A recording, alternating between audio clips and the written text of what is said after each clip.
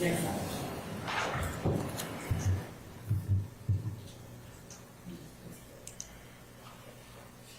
Would you talk a little bit about gang colors as it relates to your expertise as a gang investigator?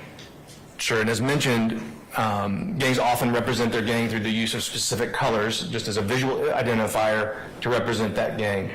Of course, all of these colors can be used in completely non-gang related and lawful ways, but gangs will particularly adopt the use of these colors, and oftentimes we use them in a particular way. So for example, gangs that associate with the Bloods will use the color red, as we've mentioned. They'll also often associate those colors with the right side of their body. This is a counter to the rival Crips, who often associate their colors and identifiers with the left side of their body. So we may see those colors used on the right side. The picture here, and just an illustration of wearing a bandana, a red bandana on the right side of the body. Here's another example of use of a bandana, maybe worn tied around the head, tied around the neck. I think we saw a picture earlier of using the bandana tied around belt loops. We often will see that tied on the right side of a belt loop. This also, as you can see, is an example of a gang tattoo with the letters YSL tattooed on the right side of the face. And in the event that I did not ask this question already, in your opinion, Young Slime Life is a criminal street gang? Yes, ma'am. Would you go ahead and talk about gang colors as it relates to the image that is depicted on the screen? Sure, and this is a picture of Mr. Stevenson, who went by Rudy and who is unfortunately deceased, and the use of the green bandana that we saw used with YSL. Next one. And you can't, I believe, use the clicker now, so I'm going to see if it works. All right, and this photo, again, the use of the green bandanas, and also we're beginning to see hand signs in this picture. The YSL hand sign made this way. Now, is the YSL hand sign that you just held up, would you explain to the jury what, because I saw fingers, would you explain to the jury what it is that you're doing with your fingers? Sure, so this would be the Y here, and then I guess these fingers form your S, and then this is the L. And is that distinguishable from the classic peace sign? It is. All right. Now, go to the next slide. What about gang tattoos? Would you talk to us a little bit about that and YSL as you see them? As I mentioned, we began seeing members of this group tattooing themselves with YSL. So this photograph was taken during arrest of Trontavia Stevens, and he has YSL tattooed on his body. And this was in addition to previous tattoos that we had seen and tattoos observed on this day, where he had Rock Crew Cleveland Avenue tattooed across his fingers.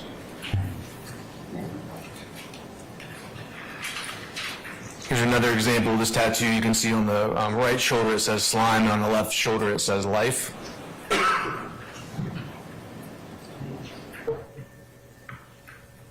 And here another example of YSL being tattooed on the right side of the face.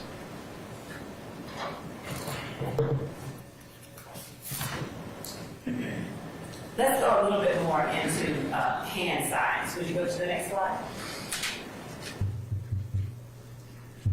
Would you talk to us about what we're looking at on the screen? Sure, so this is an example of the YSL hand sign again, being thrown here. And so, the person wearing red, is the person wearing red throwing the YSL hand sign, or is the person wearing white throwing the YSL hand sign? Yes, I apologize. The person on the right wearing the red is throwing the YSL hand sign in this picture.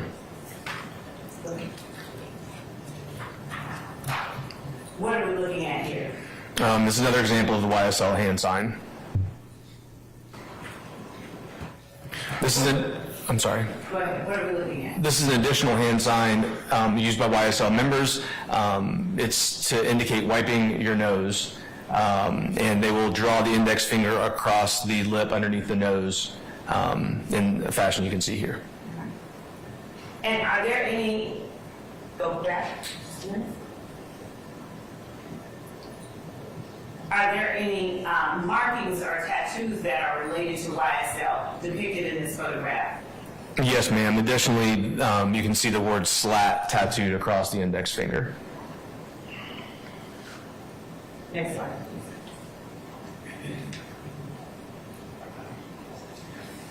Talk to us a little bit about gang clothing that you see in relation to YSL. So here's some examples of some of the clothing we began to see YSL gang members produce and wear. This hoodie on the left has a definition of the word slime as seen on here, which says, I can't be trusted, or repulsive or despicable person, wipe your effing nose, is you slime enough? And on the right, you see a hat that says, Make America Slime Again.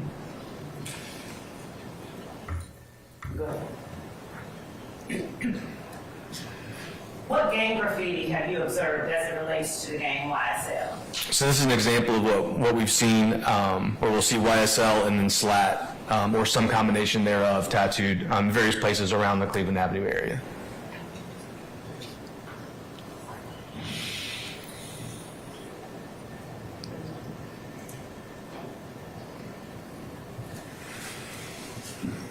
You've talked about the activity that you've seen committed by members of YSL. Did that activity constitute criminal street gang activity, the activity that you described? Yes, ma'am. And has that activity been confined to the Cleveland Avenue area in Fulton County? It has not. Has a large part of that activity occurred in the Cleveland Avenue area in Fulton County? I would say so, yes.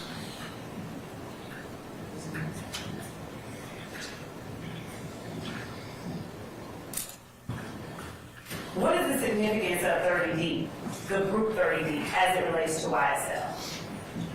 So 30 Deep existed prior to my time coming into the gang unit. They were believed to be founded in 2004. And as you recall, I came to the gang unit in 2009, and we immediately were tasked with investigating crimes committed by 30 Deep. They were based in the Mechanicsville neighborhood, which is in southwest Atlanta, and we've identified over 100 members or associates of 30 Deep.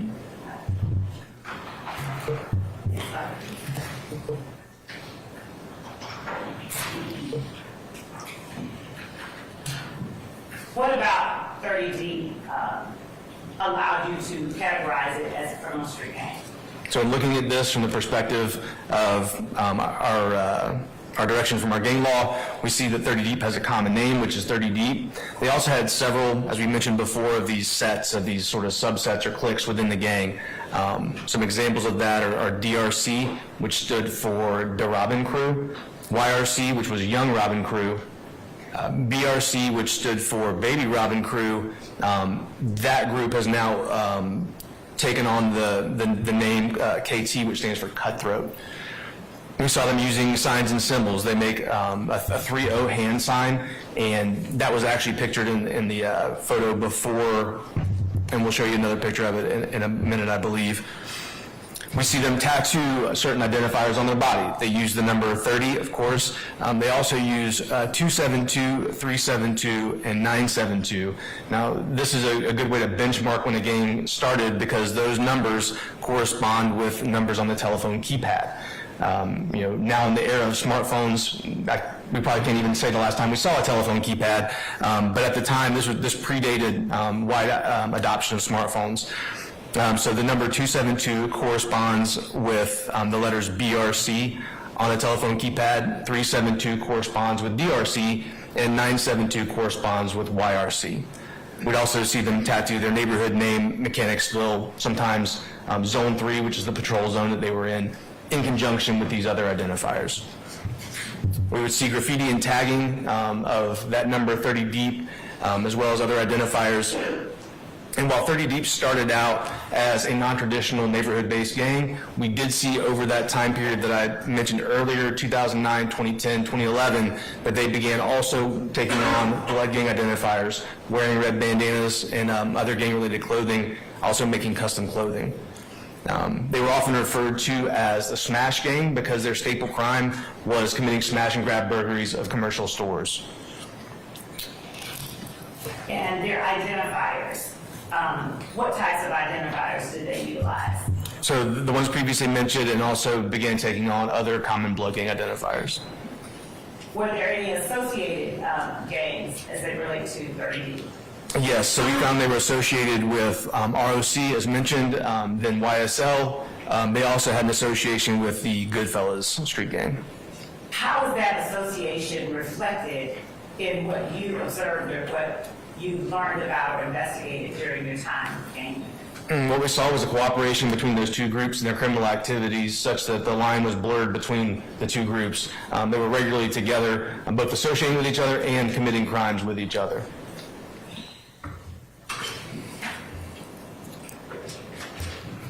As it relates to gang colors and what is depicted in this slide, what is it that you are able to tell the jury about 30D and its identifiers?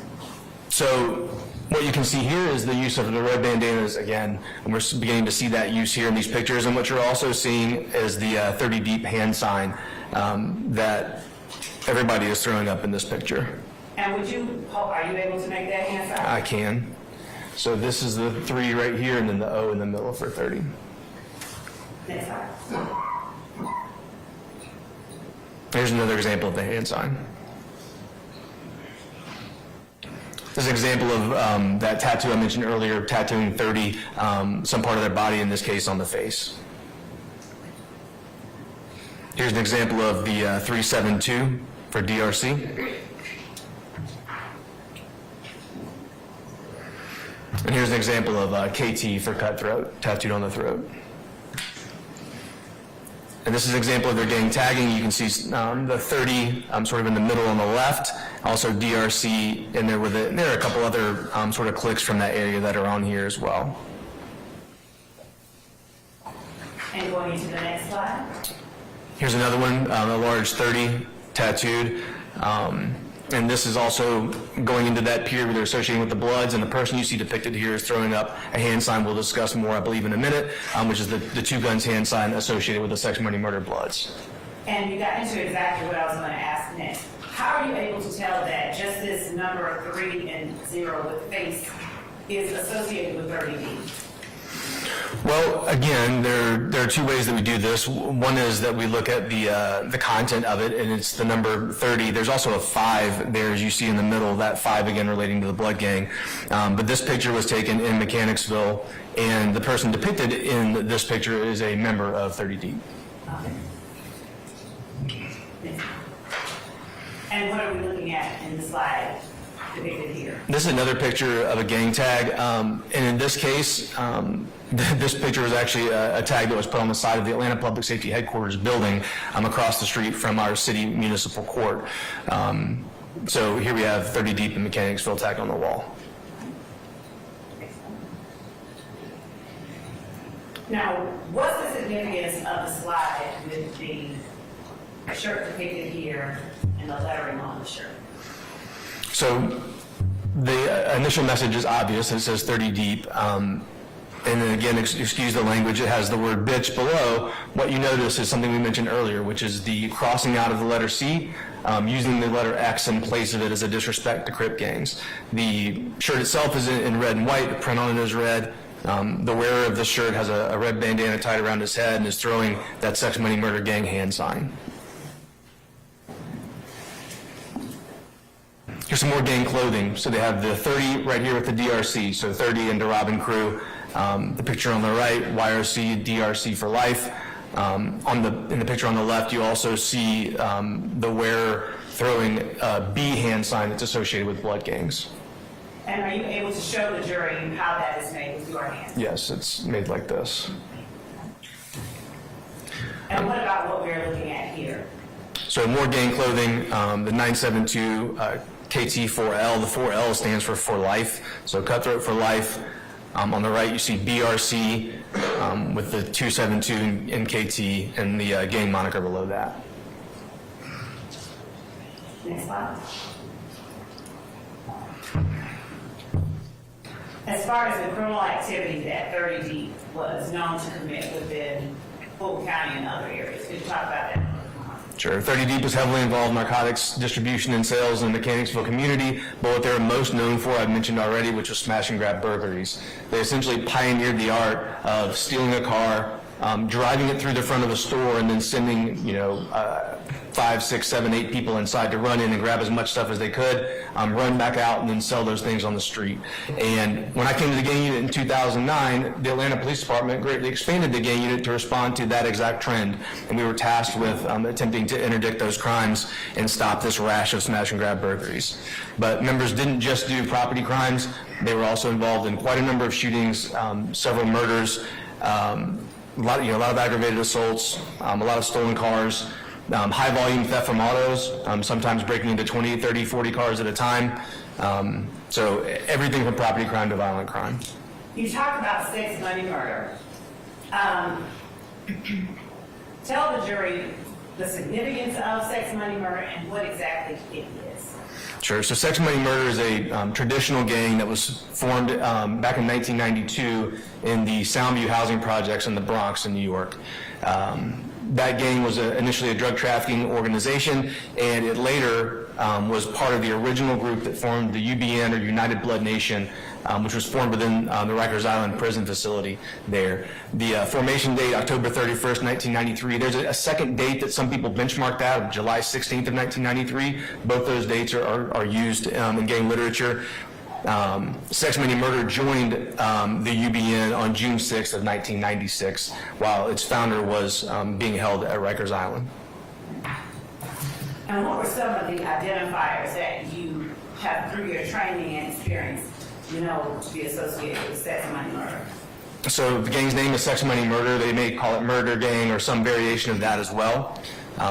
They use common blood gang hand signs and symbols, including red bandanas, 5-point stars, which represent that number 5. The number 5 actually comes from the number of the 5 original UBN sets that formed the United Blood Nation. They say blat. We mentioned slat before. Blat means blood, love, all the time. As a sort of counter to that, Crips will say clat, which stands for Crip, love, all the time. So there's all these different variations across different gangs. These guys say blat. They use the letter B heavily. They may use Boston Red Sox logos, Bentley logos, things like that have a capital letter B in them. They'll tattoo S and M on their persons, sometimes substituting the number 5 for the S to get that additional identifier in there.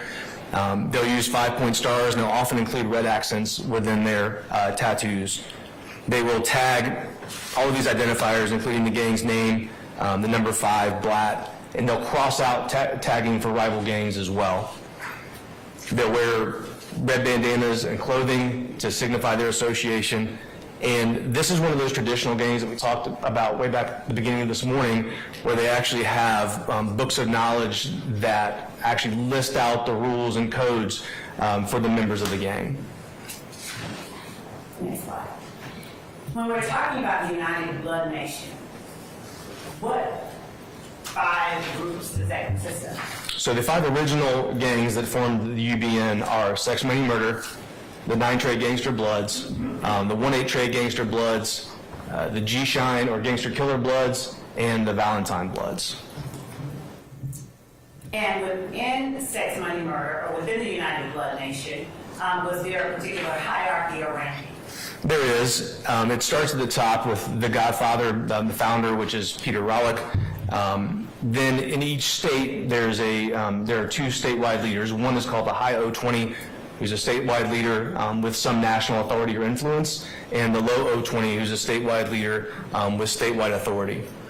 I've kind of summarized the middle management piece of this because they have a bit of a complex middle management rank structure. Essentially what they do is they divide areas by groups and give leadership chains to certain geographical areas. It was a little much to put on one slide.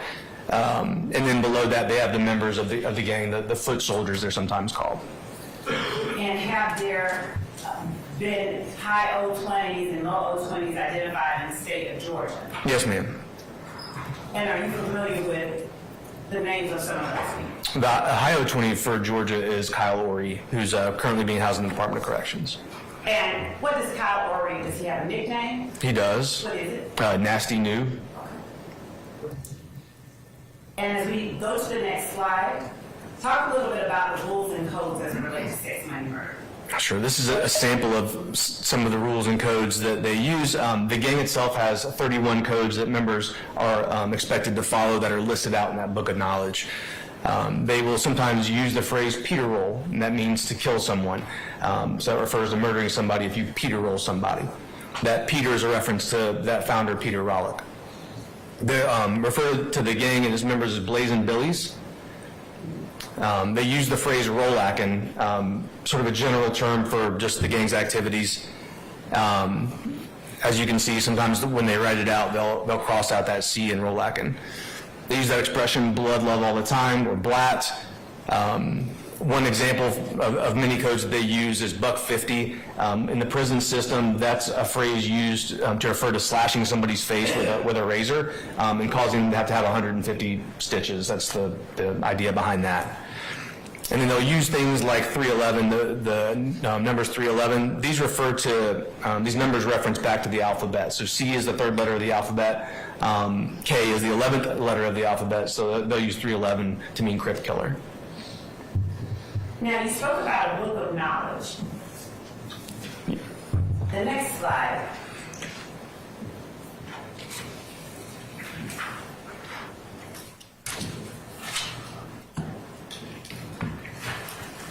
What is the next slide? What are we looking at? So these are examples, pictures from a book of knowledge that was recovered by the Department of Corrections. And generally, where are these types of documents found? Are they published and sold online or what? They're not. Typically, they're found with members. And so a prospective new member will be given a copy of this, or they'll be expected to copy it from somebody else's copy of it, and then learn these rules and codes and be able to recite these things on command. So that's part of their initiation process, is learning the history and learning the oath and learning the codes for the gang. So members will also often be found in possession of this.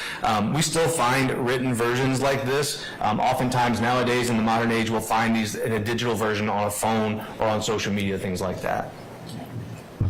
And looking at the next slide, is this more of an example? It is, and this is that list of those 31 rules for within the gang. And these are rules that govern the way that members are to conduct themselves and things they're responsible for doing and not doing within the context of the gang. You'll notice a couple things we've talked about are actually here in the rules. Number 20 is that they're expected to always capitalize the letter B, slash the letter C. They also will sometimes use a money sign in replace the letter S. And other things like 18 where it says that they're not allowed to snitch, and obviously many other rules they follow. And when you said 18, number 18, they're not allowed to snitch, it says no 999. What's the significance of that? In their gang lingo, 999 means snitching, so they say no 999 or no snitching. Okay. You talked about the founder of Sexual Money Murder. Looking at the next slide, who is that person? This is Mr. Rollick. And is Mr. Rollick still alive and well today? He's still alive, yes, ma'am. And is Mr. Rollick known for doing anything? In particular, is he notorious for doing anything? He, Your Honor. Basis, sir.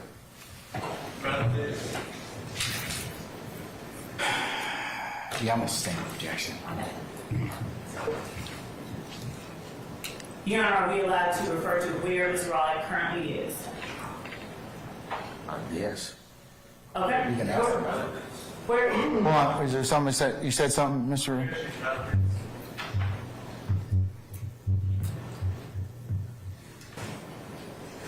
Yeah, I'll stand objection. Does Mr. Rollick currently still have any significance within the gang itself? Mr. Rollick is still considered to be the founder and leader of the gang, although he's not, I don't believe he's currently in operational control of the gang. And as we go to the next slide, we can tell the jury what it is that is significant about that. So this is an example of those gang colors that we talked about before, and the use of a red bandana, oftentimes seen in the back right pocket. As we look at the next slide, What are we looking at?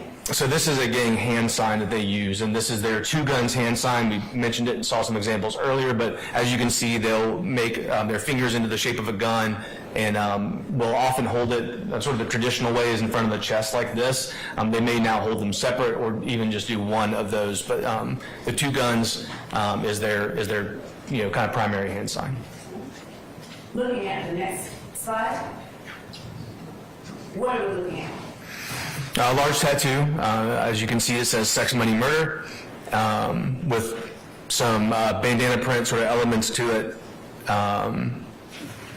as well. And there's also at the top, there's a 5-point star with a capital B in the middle with SMM below it. And moving forward to that. Here's a large SMM tattoo. And what's that underneath it? It looks like a person holding a smoking gun. And going forward to gang tagging that has been observed. Yeah, so this is a picture actually from Mount Zion Road at I-75 several years ago, sex, money, murder tag. You see some stylization in the tag itself, but it clearly says sex, money, and the SMM for sex, money, murder. We talked earlier about two different entities, Young Stoner Life and Young Slime Life. In gang culture, is it unusual to find legitimate organizations or legitimate businesses associated with criminal street gangs? Well, we've certainly seen it's not a new thing for criminal organizations to get into in quasi-legitimate businesses, although typically criminal organizations don't get into purely legitimate businesses. Those are used as sometimes front companies, sometimes avenues to launder money or to otherwise mask criminal behavior. What types of organizations have you seen that have used that type of structure? I think Give some examples of some. sort of the classic example is the mafia crime families that were in waste management and have been in gambling and things like that as avenues for money laundering and avenues to get income through contract, paying off people to get contracts and things of that nature. So these are kind of just old kind of classic examples of that. I want to talk to you a little bit about Fulton County, Zone 3, the Cleveland Avenue area. How much interaction have you had with Zone 3 and the Cleveland Avenue area and members of those communities? Quite a lot over the years. And in terms of economic opportunities and poverty or wealth, does the absence of an abundance of wealth necessarily correlate with participation in criminal street gang activity? I'm going to be honest, I'm not sure I understood the question. All right. Out of the area, Cleveland Avenue, Jonesboro South, are the majority of young people in those areas that may not be wealthy, are they going and joining criminal street gangs? Objection, speculation. I'll sustain it as to form. You can rephrase if you like it. Would you like to? Is it always the case that when young people in those communities, the vast majority of the ones that you have interacted with in those communities, are they availing themselves of the opportunity to go and get involved with criminal street gangs? Foundation. I'll sustain it. You can lay a little more. Have you had an opportunity to interact with young people from those areas? I have How many young people? hundreds over the years. What ages? All ages. And under what circumstances? Under a variety of circumstances, certainly in our investigations of criminal activity out there, but also just patrolling the area. I've had the opportunity to respond to crimes out there. I've interviewed victims of crimes. I've interviewed moms. I've had certainly many conversations with citizens who live in the area and deal with crime issues in the area. Of those young people that you dealt with, Have the majority of them been involved in a criminal street gang? No, ma'am, not at all. Basis. Relevance, also confrontation. Okay, I'm gonna overrule your objection. Confrontation, I'll overrule that as well. You can answer that. What did you say? No, not at all. So, based on your expertise as a gang investigator,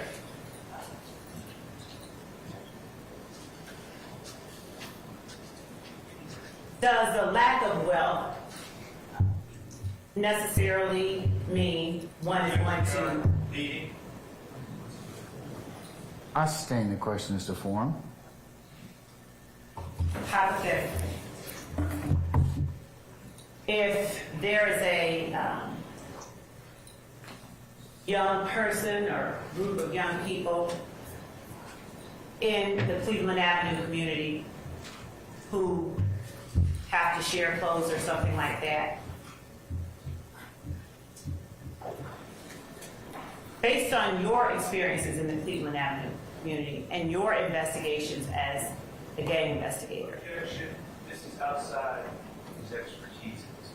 Overrule the objection. Overrule the objection, Mr. Sharp.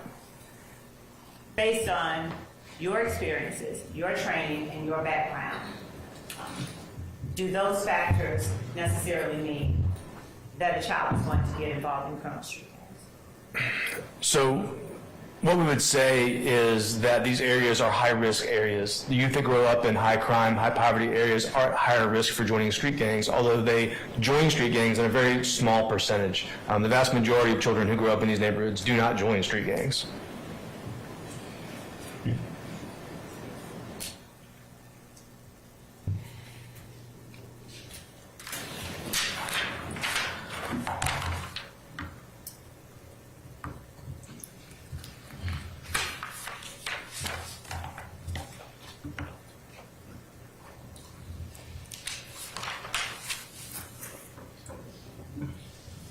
Just one moment. Yes, ma'am.